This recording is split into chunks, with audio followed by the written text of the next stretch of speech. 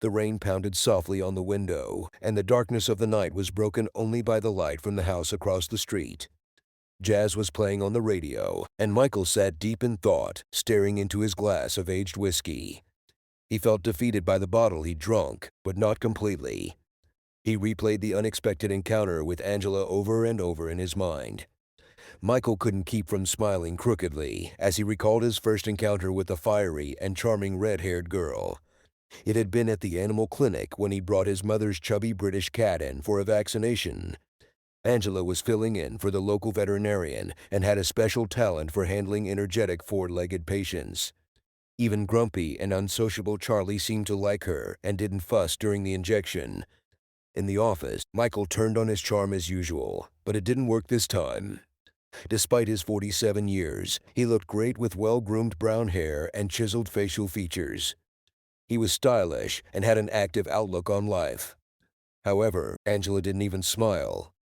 In an attempt to melt the ice in the doctor's heart, he borrowed money from his mother 3 more times to bring the cat to the hospital with made-up diagnoses that made him almost despise her. The only way to keep the peace was delicious food, which the noble English cat could not resist. Driving past the ill-fated veterinary clinic in the evening, Michael couldn't resist looking at the sign in the door, hoping to see something interesting. To his surprise, however, the glass on the door was covered in fog, and it was impossible to look inside. Confused, Michael slowed the car down. Suddenly, a car honked impatiently behind him. But he was too focused on the strange fog inside the medical center to pay attention to it. Without thinking, he abandoned the car and rushed toward the hospital. Images from TV shows of firefighters saving lives flashed through his mind. But he pushed them aside and dialed the fire department on his phone. Quickly giving the dispatcher the address, he tried to open the door but found it locked. In a moment of desperation, he noticed Angela's car nearby and a half-brick on the ground. Determined to help someone who was trapped, Michael grabbed the brick, broke the window, and climbed inside to unlock the door. Despite the thick smoke clouding his vision, he navigated the room with confidence. Having already figured out its layout, he swept through the thick smoke and found himself in the break room. The faint light of his cell phone illuminated only part of the room, revealing a lifeless body on the floor. Acting quickly, he picked up the body and dragged it towards the exit. A crowd had already gathered at the door, watching anxiously. "Water?" Michael shouted desperately. The obliging stranger quickly handed him a bottle of soda.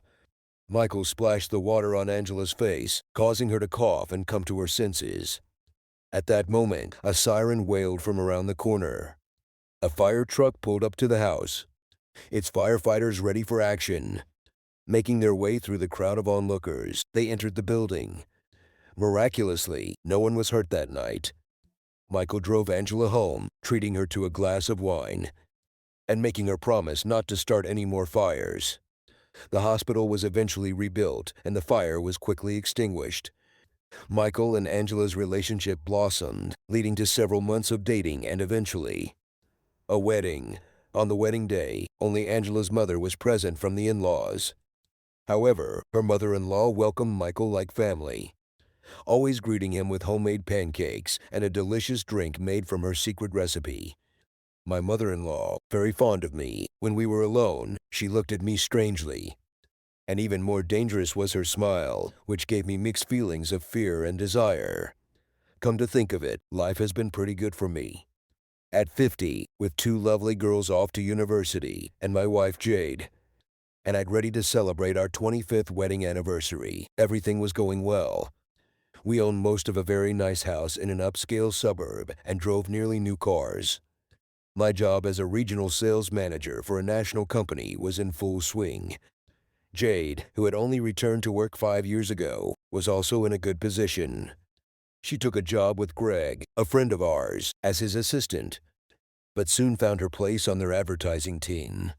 3 years later, Greg made us an offer. He wanted to grow the business, but needed capital. He offered us a share in the business, and Jade would take a leadership position on their sales and business development team. To say she took to it like a duck takes to water would be an understatement. 2 years later, she was earning more than me. So what did I have to complain about? Probably because Jade and I were so busy that we hardly saw each other. In many ways, we lived different lives, like ships passing in the night. Don't get me wrong, our marriage was strong, loving, and caring. I just wish I could see her more often. This had to change, and we had no control over it.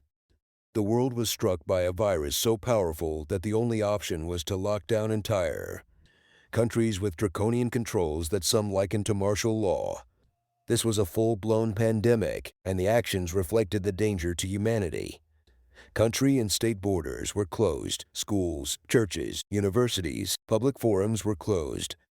Virtually all non-essential businesses were closed, and employees were ordered to stay home.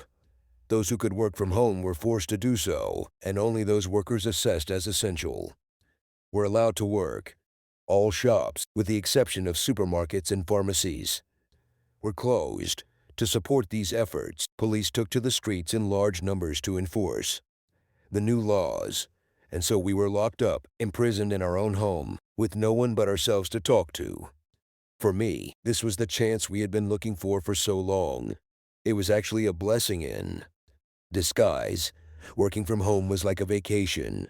Jade, unlike me, was worried that the business was so new that they didn't have the same cash reserves as the big players. We set up separate offices so as not to disturb each other.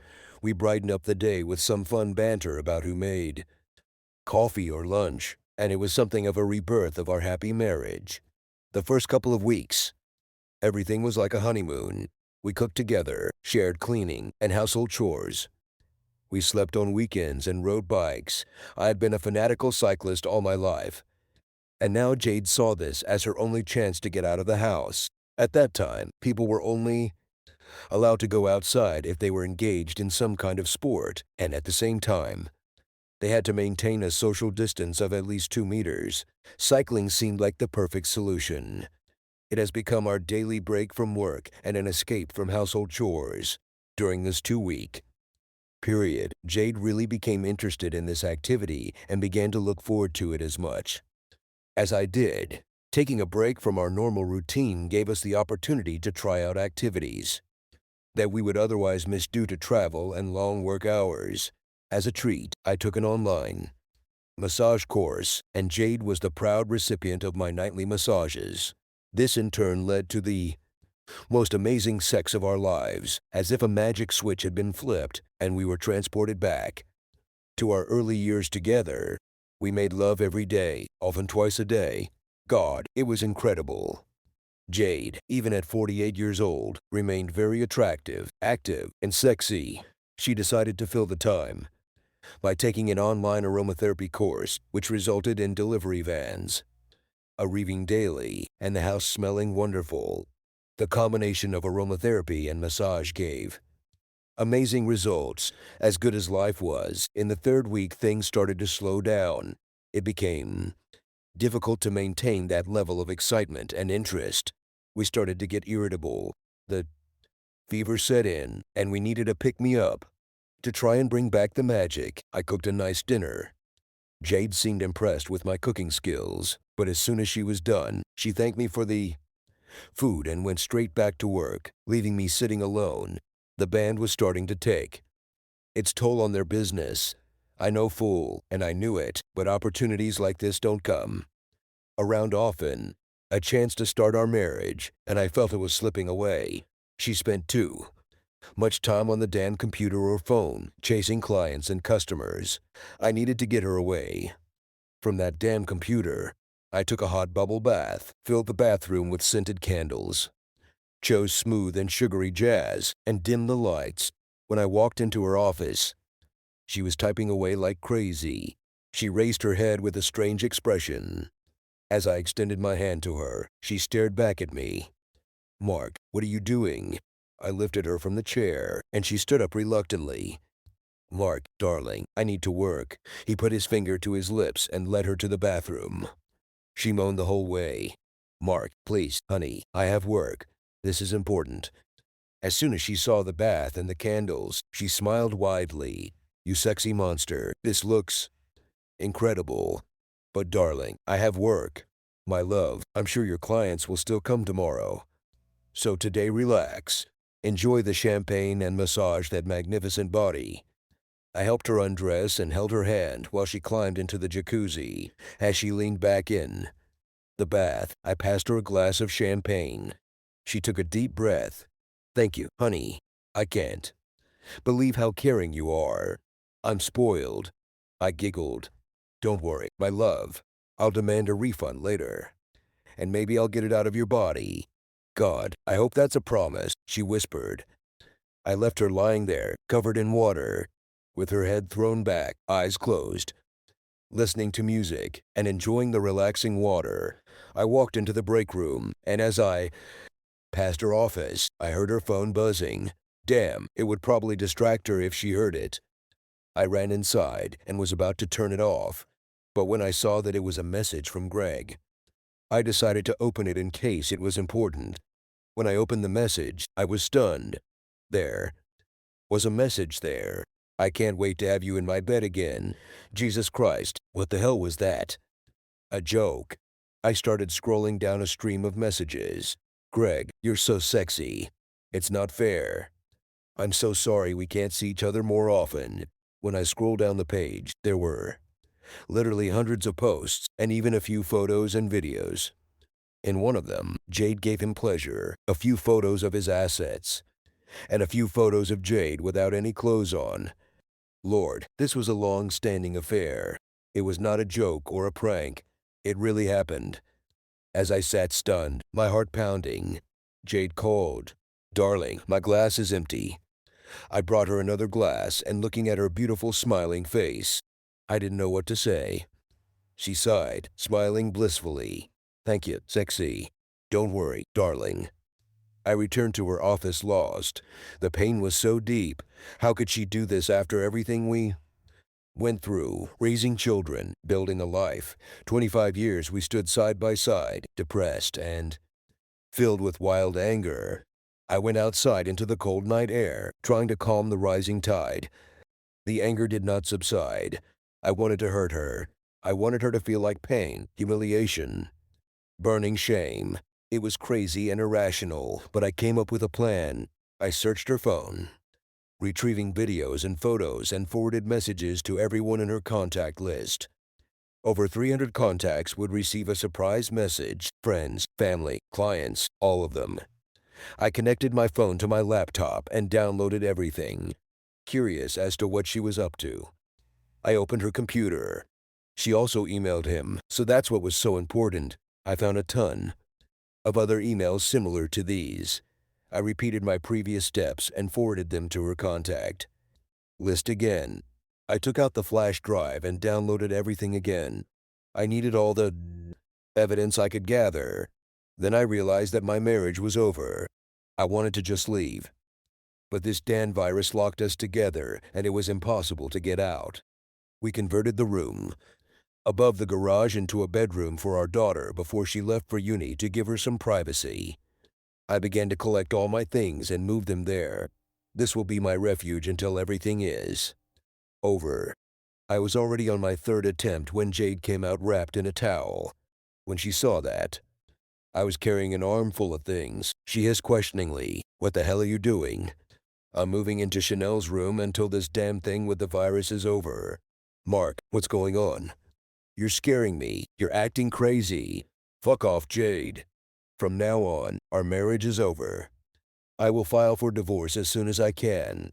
I pushed her roughly as she screamed, "Mark, Mark, talk to me. What's going on? It will become obvious. Just leave me alone. I recommend that you find a lawyer as soon as possible." She called out to me as I walked away, leaving her staring at me with her mouth open. I locked myself in and waited for the essence of what was happening to reach her. It didn't take long, and there was a violent knock on the door. Jade was crying and screaming hysterically. "Mark, you fucking evil freak. My God, why didn't you talk to me? Damn it, you ruined everything. Say something. Fuck you, Jade." Silence, then crying. Mad agonized sobs. "Mark, forgive me. I didn't mean to hurt you." When I didn't answer, she growled. "My God, it was just sex. How she could feel and sound offended by her actions boggles the mind. I hope it was good because it ended our life together, everything we worked for. Why, Jade? Tell me why. Her sobs began again, drowning out her words as she stammered. Mark, it was just sex. It doesn't matter. It's just sex. It was wrong. I know, but it was harmless. If you just talk to me, we can get over it. My harmless ass. This went on for months, looking at these messages. Mark, please open the door so we can talk properly. Let me explain everything. Let's talk about this. No, Jade, there is no more chance to talk. Now you just need to clean up the mess. Yeah, you definitely created it, she croaked. Jesus, Mark, you probably ruined Greg's marriage. 2. I didn't do anything. It was you who created this crap, where you cared about his family while you were having fun with him. Don't cry to be about his marriage. Mark, if you would just talk to me, we could try to make things right, find a way to overcome this. But now, Jesus knows everything. God knows what the girls will say, or mom and dad for that matter. Damn, I never thought you could be so mean, so angry, evil. My God, Jade, you started a 6-month affair with our friend. And you're telling me that I'm evil. For God's sake, woman, you're ridiculous. Mark, dear, no one needed to know. We could have fixed everything ourselves. It's not the end of the world. Damn it. This is the end for me. Mark, open the door, honey. Please, let me fix this. Leave me alone, Jade. I just want a good night's sleep and clear my head. It took half an hour of knocking on the door for her to realize I wasn't answering. Finally, she returned to the house, leaving me and my anger to simmer. I plugged in my laptop and sorted her messages into a file that I could send to the lawyer. In the morning, I filed for divorce. I didn't have to think about it. I didn't have to fight my conscience. Our marriage was over. While I was collecting all the evidence, my phone was constantly buzzing as I had set it to vibrate mode. I was not ready to meet anyone face to face. I guessed that these were our daughters or parents. I wanted a chance to calm down before talking to them. It was a long night. I tossed and turned, drifting in and out of sleep. I woke up around 9 and wandered into the house to shower and have breakfast. Jade was making coffee when I walked in the back door. She turned and quickly looked at me. Good morning, Mark. Would you like some? She looked terrible.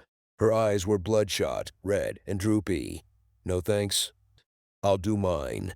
When you're done, I'm going to take a shower. As you wish, so be it. I locked myself in the bathroom, showering and trying to strengthen myself for what was to come. When I walked into the kitchen, Jade handed me her phone. I didn't want to take him, but in the end, whoever it is, I will have to meet him today, one way or another. Hey, Mark, it's Greg. I just want to say that I'm sorry about what happened. It's not Jade's fault. It should be my fault. I interrupted him mid-sentence. Forget it, Greg. It's over. You and I will meet as soon as this story with the virus is over, and we will end it as men. I hung up without giving him a chance to say anything else. Jade stood and looked at me. Mark, he was just trying to apologize. Ask for forgiveness. Nonsense. He can stick his apologies where the sun doesn't shine. Next time I talk to him, he better be prepared. I walked past her and noticed that she had made me coffee. I poured it out and made a new one. She looked at me angrily. I did it for you. Yes, there was probably rat poison in it. Jade, I don't want to see you or talk to you. I'm going to call my lawyer as soon as I make coffee, and I suggest you do the same. She tried to take my hand and turn me back. Mark, please, honey, if we could just sit down and talk it through. Calmly, we could fix everything. We've been through so much. It's just a bump in the road. If you let me explain everything, I'm sure we can work it out. Okay, then Jade tells me. Tell me why. She leaned back against the sink. I don't know, honey. It was probably the big number. 50 that was rushing towards me. Tell me why. She leaned back against the sink. I don't know, honey. It was probably the big number 50 that was rushing towards me. And lately, I've been feeling unattractive. For a woman, this is completely different. All my life men have noticed me. I'm not blind, and I know that I'm attractive, but with age, the glances have stopped. I started to feel invisible. Young guys stopped noticing me, and I felt old. And Greg flirted with me, flattered me, made me feel desired. One day I told him how I felt, and he kissed me, and I let my guard down. But honestly, it was just sex. How shallow are you, Jade? All this because you felt your age. We all get old. You should have talked to me. You should have let me help. Let me make you better. Yeah, you feel better. Help, Mark. You look better now than when we were younger. We go out somewhere and I see beautiful young girls staring at you. You look better and I look old next to you. My gosh, we were supposed to grow old together. That's what life is all about. I wanted to grow old with you, spend the rest of my life with you. Damn it, I love you.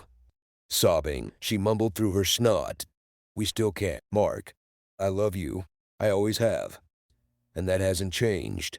Shaking my head, I groaned. Call your lawyer, Jade. You'll need all the help you can get. After pouring coffee, I entered the room and plopped down on the small sofa. God, what a terrible mess.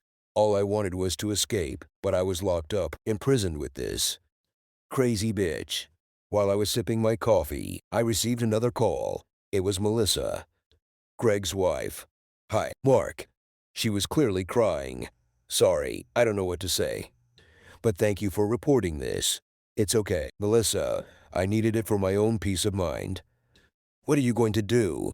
She sighed. I don't know, God. Everything is so confusing. I want to kill him, divorce him, cut off his damn dignity. But it's not so easy for us. Our children are so small. Everything we have is connected to business. We are mortgaged up to our eyebrows. If I leave now, I will return home to my parents, and this will be hell. You have to do what you think is right. What about you? What will you do? She asked. I'll call my lawyer as soon as I hang up and file for divorce. Damn, damn, damn. I'm so sorry, Mark. Is there really no way to make this all work out? No. As far as I understand, it's all over. We talked for a while longer before hanging up. Arthur, my attorney, was shocked when I told him this story. He was involved in every major decision in our lives, especially refinancing and investing in Greg's business. He asked me what I wanted to do, and I told him that I wanted to file for divorce. I offered to send him proof, but he laughed. It doesn't matter. Maybe she's wrong. An adultery is grounds for divorce. But that won't help you. You can't get away from the marital act. She will get half of everything, even if she is wrong. Accepting his news, I mumbled. Just send me the papers and I'll fill them out. But I'm definitely filing for adultery. I want everyone to know. Buddy, the only advice I can give is not to stress. Buddy, you're angry now. I'll send the papers, but please think a little. I want everyone to know. Buddy, the only advice I can give is not to stress. Buddy, you're angry now. I'll send the papers. But please think a little. The decisions you make now, you'll have to carry out for the rest of your life. Later, the papers arrived and I was filling them out when the phone rang. Checked the name. It was my eldest daughter, Kay. Dad, what the hell is going on? I just talked to my mom and she's hysterical. I can't understand a word, she said. Is it all true? Letters and messages.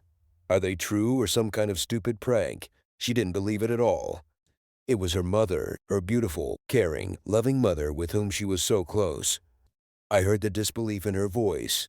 Taking a deep breath, I groaned. Yes, it's true. I only found out about it yesterday at the same time as everyone else. Damn it, who sent this out? This came from my mom's email. Feeling a little guilty, I mumbled. It doesn't matter who sent it. All that matters is what we found out. And what are you going to do? Of course, I'm filing for divorce. What do you think I'm going to do? A sharp breath preceded her frantic scream. Dad, no please, no, no, no. Then there was silence, after which she added divorce. Dan, it is too much, isn't it? Of course, you can try to get over it or something. We're talking about Mom, Dad. It's just a mistake. It's meant to be. You've been together forever, and she loves you. You know it. I used to know this. I would have bet my life on it, but now all I can do is try to stop myself from killing her. That's not what you meant, Dad. It's just anger. Calm down and take a breath.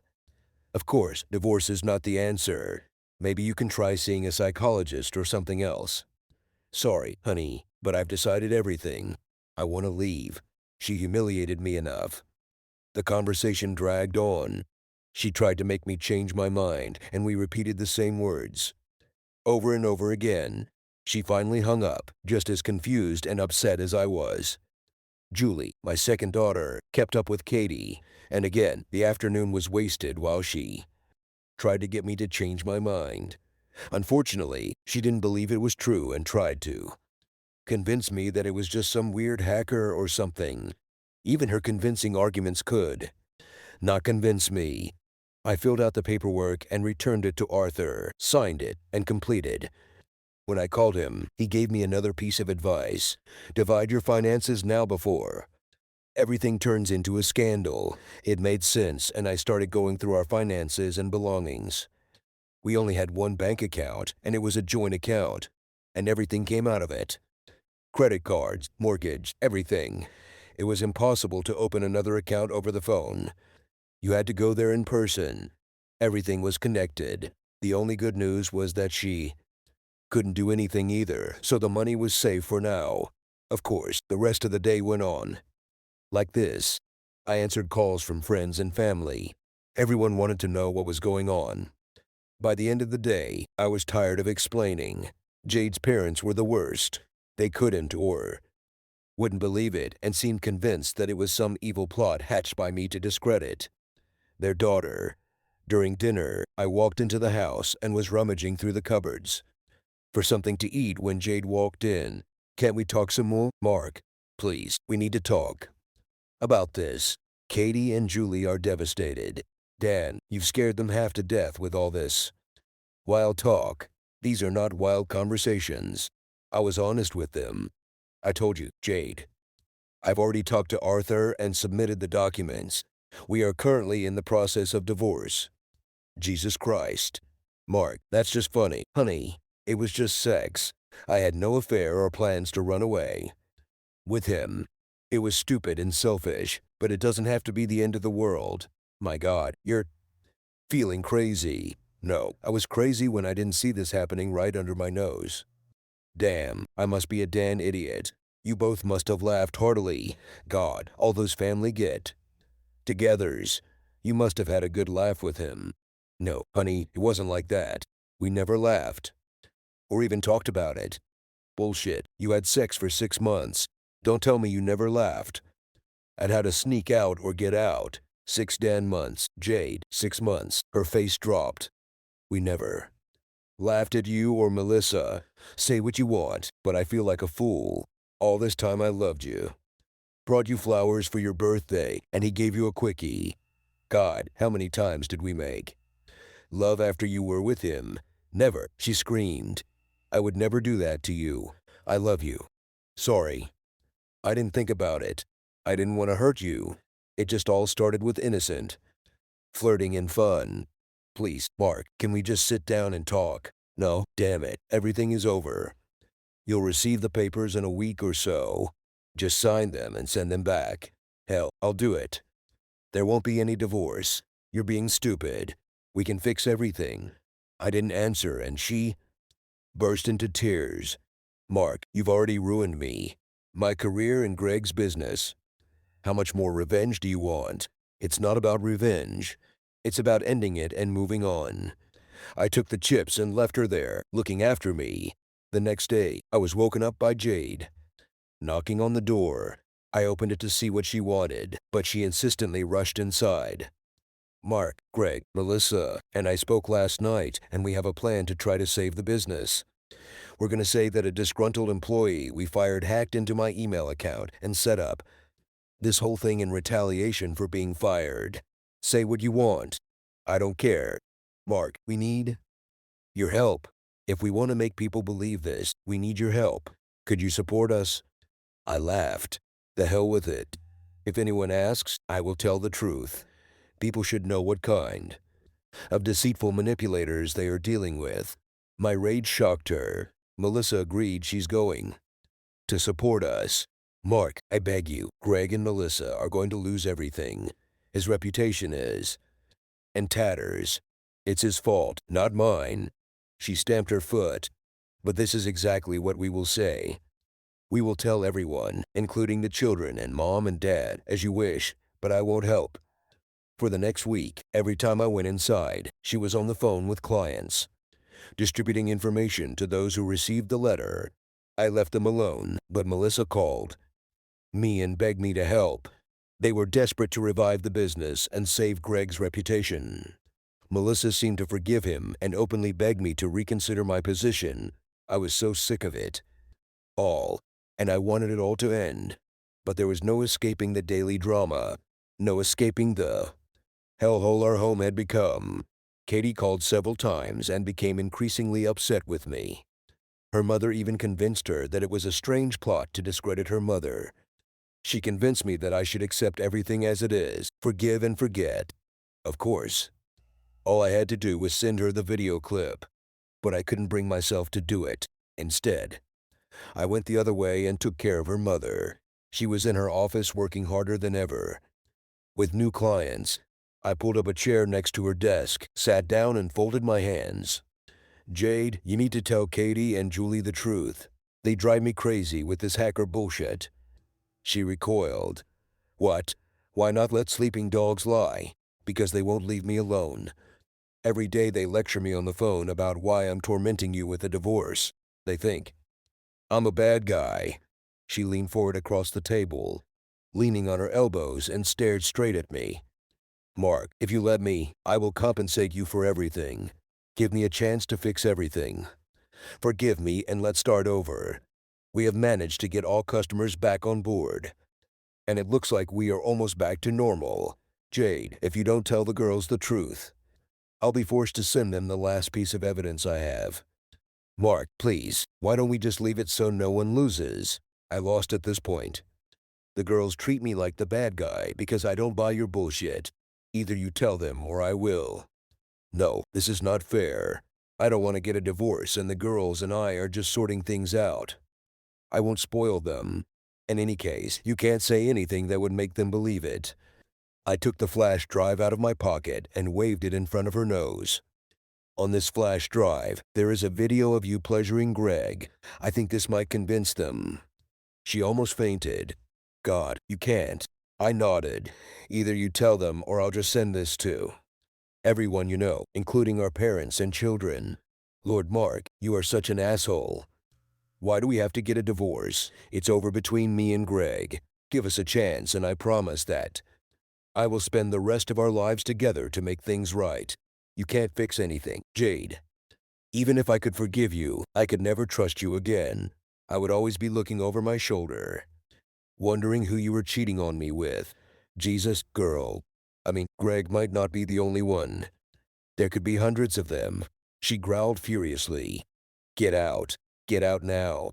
I stood up and, going to the door, growled, either you tell them or I will do it. It took a few days, but my daughter called me to apologize for being so hard on me. She talked to her mother, who told her to be gentle with me and that we would figure it out ourselves. Obviously, she didn't tell her the truth. But at least Katie was a little more understanding now. When I called and spoke with the realtor about selling the house, Jade exploded. When I told her about this, she became hysterical. Lord Mark, we can't sell the house. What will everyone think? We spent many hours on the phone, explaining and convincing everyone that we were okay. And now you want to sell the house? Lord, be reasonable. I was a little shocked by her indifferent attitude. Listen, Jade, we'll both need somewhere to live. I know you can't afford to buy out my share of the house, so you can't stay here. I don't want to stay here. I only have bad memories now. I think the best thing to do is sell the house so you can't stay here. I don't want to stay here. I only have bad memories now. I think the best thing to do is sell the house, and then we can go our separate ways. She grabbed my hand, squeezing it tightly between hers, and looked into my eyes. or we can stay and try to get out. Mark, I love you as much now as I did when we got married. I don't want a divorce. Can't we work things out? For someone who says he loves me, you have a strange way of showing it. Affairs don't show love. Squeezing my hand tighter with tears rolling down her cheeks, she wheezed. I made a mistake. It was stupid. It was selfish. But that doesn't mean I don't love you. We've made a lot of mistakes over the years. Both of us. Mark, we can get over it. Jade, you just don't understand. You lied to me. Lied to me for months and would continue to lie. You say it's over between you and him. But if I hadn't found those messages, things would still be going on, wouldn't they? She gently stroked my hand. Mark, please, just tell me, would this still be going on? When this all blows over, you will be together again. She sighed, staring at the floor. And the silence became longer and longer until I broke into a growl. Well, that would be exactly like that, wouldn't it? She whispered hoarsely. I don't know, I guess so, but everything has changed. We have become much closer since the lockdown. You have been so loving and caring. Everything has changed, she begged. It's over now, and if you give me a chance, we can put this in the past and forget it ever happened. God, Jade, you don't even feel remorse. You just expect me to humble myself and say, well, never mind. Let me tell you something. Life is not like that. I pulled my hand back. We are selling the house. It will be put up for sale tomorrow. I left, leaving her completely depressed. It was a bad time to sell. Real estate. Agents couldn't visit the house. They couldn't bring in leads. It had to be done online and relied on photos I took. I spent the day taking photos that I thought highlighted the best features of the house, sent them to the agent, and the next day, the house was listed for sale. This caused a flurry of calls from friends and, of course, relatives who wanted to know what was going on. Jade answered all the calls, trying to hide the truth. She told everyone some ridiculous stories about us looking for a better place as the country brought the virus under control and restrictions were gradually lifted. We had a little more freedom. Everything was supposed to gradually return to a more normal way of life, but that was still a month away. At least, during this month, everything calmed down between me and Jade. We had dinner together. We managed to talk without arguing or shouting. The anger gradually subsided. One day at dinner, she asked, "What can I do to change your mind?" "I'll do anything." Looking across the table, I sighed. "I don't think anything will help. I've lost trust in you. But if we try to improve our relationship, the first thing you would do is quit your job." "What?" She choked. "I can't do this. I have shares in the company. Now we own 35% of the business. God, Mark, I love this work. I love being part of its creation. Honey, I promise it's over between me and Greg. It's over. You made this promise to me 25 years ago on our wedding day. Then it obviously meant nothing. Why should I trust you now?" She leaned back in her chair. "Mark, I made a mistake.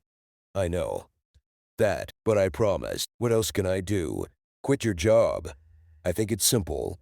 If you want to try again, then that's what I demand. And even then, I don't make any promises." She shook her head. "I don't understand. What's the difference? Mark, I love this job. I put everything into it. Why can't we just try to move on? Because you will work together every day, travel together. I cannot allow this. If you want to make peace, this is the first building block." "No, Mark, it's not fair. I'll do whatever I want, but I won't quit my job." "That's great, Jade, but it definitely shows where I stand, doesn't it?" This little exchange led to a long discussion and argument between my daughters who tried to play the role of mediators, but they were on my side. They both tried to convince her to take my side, but she was adamant. I don't know if she was just stubborn, if she thought she could have her cake and eat it, or if she was just stupid. Later, when we were watching the late news, she nervously snuggled up to me as we watched TV. "Mark, will you sleep with me tonight? I need you to come back to our bed," pulling her head closer and kissing her forehead. I said I do not think it's a good idea. This will only confuse everything. Mark, dear, this could be the first step towards reconciliation. I don't want reconciliation. I want to move on with my life." She burst into tears and ran into the bedroom, and I heard her crying. Turning off the TV, I went to bed. The papers came back from the lawyers and were unsigned. Jade refused to sign. She wanted to fight. It took several days of constant arguing and my threats to send a video of her blowing Greg to get her to sign the documents. The realization of the inevitable finally came, and she came to terms with it. When restrictions were lifted, the house sold in just a couple of weeks. I found a small apartment in the city, as did Jade, and she found an apartment closer to her office. Our daughters went through a period of hating and blaming me. Julie was the worst. She believed her mother and blamed me for not supporting her. It took some time before we were able to talk. "Julie, have you ever seen me act without knowing the whole story? Look back at your life and tell me one time when I reacted to you too quickly or too harshly." She thought for a moment before answering, "Never. Dad, you've always been so fair to us. That's why this seems so wrong. What hurts Julie is that you never thought about the fact that I know the truth and my actions are not an overreaction, but a logical result." She sighed, looking at me. "So you're saying that Mom really cheated?" I nodded slowly. "I don't believe it, Dad. She would never do that. She loves you. Could you go to a consultation or something? What would you do if you found out that your boyfriend cheated on you? Julie, would you give him a second chance?" I saw reality dawn on her. We parted on better terms. Living apart made divorce easier. We split everything, 50-50. Although at first everything went well for Jade, difficulties arose with Melissa. She was trying to come to terms with the fact that Jade and Greg were still working together. But she was struggling, as was I. How could she trust them? We no longer kept in touch. And she blamed me for some of their difficulties. Melissa thought that if I forgave Jade and stayed with her, then the problem she had with Greg would somehow be resolved. Greg was Jade's closest friend, but due to Melissa's constant nagging, a chasm formed between them, and he was forced to retreat, which caused Jade pain.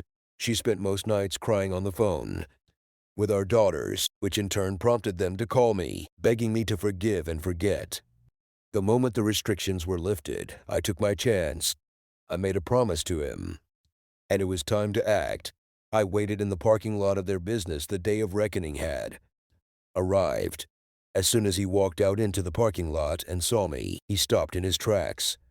"Mark, I'm sorry. I was a fool, and I apologize for this door." I took off my jacket and put it on the hood of my car. "Greg, I promised you that I would come for you. Now I'm here. Let's do it." Like men, he quickly stepped back. "Buddy, I don't want to fight with you. It won't solve anything. You are not my friend. You gave up that privilege when you had sex with my wife and lied to my face." He realized when I approached him that this was happening. He dropped his briefcase and began to take off his jacket. As soon as he threw his jacket aside, I was on top of him. We were about the same height, and we couldn't be called fighters. But there was anger on my side, a cold, dirty feeling in my stomach that needed to be released. When I hit him, the pain subsided a little, and my stomach relaxed. Not all the blows were one-sided. He also threw several blows, but driven by anger, I continued. The only thing that stopped me was the policeman pulling me away from him. When I looked back, there was a small group gathered there, and among them was Jade, who was covering her mouth with her hands. She looked terrified. The cops separated us and Greg, and I stood there glaring at each other. He had blood running down his face. He had a broken nose and a split lip. He wasn't an oil painting. But then again, neither was I. Jade approached. But as she approached, the policeman raised his hand. "Please step aside. Lady, let me handle this." She stood there not moving, her eyes fixed on me, pleading, questioning. The policeman interrupted the moment by pushing us back towards the car and began his questioning. To his credit, Mark didn't try to blame me or press any charges. He simply told the officer that we had an argument and nothing else happened. The policeman was not convinced, but what could he say? He decided to make us shake hands. When we shook hands, Greg held on longer than necessary. Sorry, buddy, I didn't plan anything. Like that. It was just an error in judgment. He threw my hand away when I refused to accept his apology, and I turned and walked to my car. Jade ran after me. Mark, I'm sorry. I kick myself every day for screwing up. But can't we at least try? 25 years, Mark. 25 years must be worth something. Sorry, Jade, but I can't. I also kick myself every day. Why didn't I see this? You started an affair right under my nose, and I didn't even know. There is no way we can live together because I will always wonder where you are, who you are with. I left feeling lighter, stronger, and much better. Violence may not solve anything, but sometimes it cannot be avoided. When restrictions were lifted and the world returned to normal, the media was full of good news about how we had survived the virus. Millions are unemployed, businesses are closed, and will never open again. Food banks are overwhelmed and poverty is at its highest level since the Great Depression. Yes, some things couldn't survive. Thanks to everyone who took the time to listen to today's stories. If you enjoyed it, please consider liking and subscribing if you haven't already. Feel free to share your thoughts on the events in the comments below. Take care.